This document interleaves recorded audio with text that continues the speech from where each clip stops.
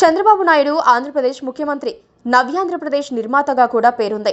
పడిలేచే కడలి తరంగంలాగే ఆయన మళ్లీ విజృంభిస్తూ ఉంటారు.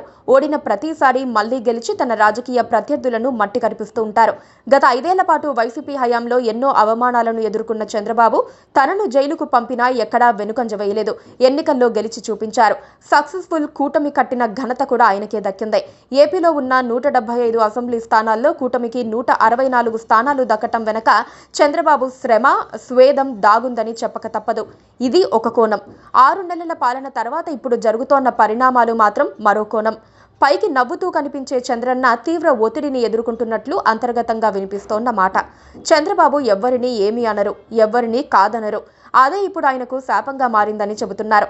కేంద్రంలో అధికారంలో ఉన్న బీజేపీ ఆంధ్రప్రదేశ్లో బలపడేందుకు మాత్రమే టీడీపీని వాడుకుంటోంది. కూటమిలో మైనర్ పార్ట్నర్గా ఉంటూనే పెత్తనం చెలాయించే ప్రయత్నంలో ఉంది. పవన్ కళ్యాణ్ ను పక్కన పెట్టుకుని టీడీపీపై అజమాయిషీ కోసం బీజేపీ పావులు కదుపుతూనే ఉంది. చంద్రబాబు అడిగినవన్నీ చేసినట్లే కనిపించే ప్రధాని మోదీ మనసులో మాత్రం ఇబ్బంది పెట్టే ఆలోచన ఉన్నట్లు ఆయన బాడీ లాంగ్వేజ్, బీజేపీ తీరు కనిపిస్తూనే ఉంటాయి. కేంద్రంతో పని ఉంటుంది కాబట్టి, మోదీకి కోపం వస్తే ఇబ్బందులు తప్పవు కాబట్టి చంద్రబాబు కూడా మౌనంగా భరిస్తూ ఉంటారు. టీడీపీ ఏం చెయ్యాలి, ఎవరిని పార్టీలో చేర్చుకోవాలో కూడా బీజేపీ డిసైడ్ చేస్తోందన్న టాక్ నడుస్తోంది.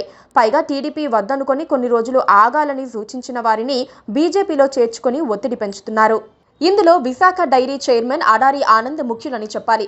స్థానిక, ప్రాంతీయ టీడీపీ నేతలు వ్యతిరేకించడంతో అడారి ఆనంద్ను నారా లోకేష్ పక్కన పెట్టారు. ఆ సంగతి తెలుసు కూడా బీజేపీ రాష్ట్ర శాఖ అధ్యక్షురాలు పురంధేశ్వరి ఆయన్ను చేర్చుకున్నారు. దీనిపై టీడీపీ క్యాడర్ తీవ్ర ఆగ్రహం చెందింది. చంద్రబాబునే నిలదీసే స్థాయికి వెళ్లిపోయినా సీఎం మాత్రం మౌనమే సమాధానం అన్నట్లుగా ప్రవర్తించి చల్లబరిచారు. కేంద్రంలో పార్టీని ఏమీ అనలేక, కక్కలేక, మింగలేక చంద్రబాబు బాధపడుతూ ఉంటే రాష్ట్రంలో కూడా సమస్యలు వెంటాడుతున్నాయి. 5 ఏళ్ల తర్వాత అధికారానికి వచ్చిందే తడవుగా కొందరు ఎమ్మెల్యేలు, మంత్రులు దందాలు ప్రారంభించారు. టీడీపీ అనుకూల మీడియాతో పాటు ఇంతకాలం పార్టీ కోసం పనిచేసిన సోషల్ మీడియా వారియర్స్ కూడా కోడై కూస్తున్నా చంద్రబాబు నిస్సహాయంగా ఉండిపోతున్నారు.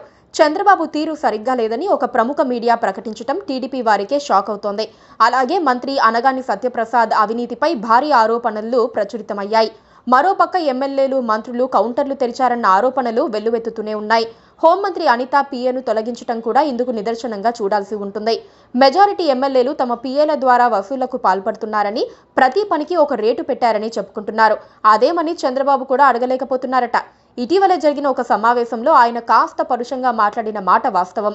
ఎవరేం చేస్తున్నారో తనకు తెలుసని చంద్రబాబు గట్టిగా వార్నింగ్ ఇచ్చినా మంత్రులు, ఎమ్మెల్యేలు లైట్ తీసుకున్నారు.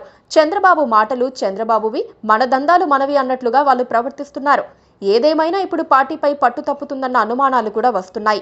చంద్రబాబు మెతక వైఖరే అందుకు కారణమని చెప్పుకోవాలి. అందుకే గీత దాటిన వాళ్లను సరిచేయాలంటే ఇప్పుడు నారా లోకేష్ తోనే సాధ్యమన్న టాక్ వినిపిస్తోంది. ఆయన మాత్రమే కాస్త కఠినంగా వ్యవహరించి దారికి తీసుకురాగలరని చెబుతున్నారు. చూడాలి మరి. Please subscribe to KTV Telugu. KTV Telugu KTV Telugu channel.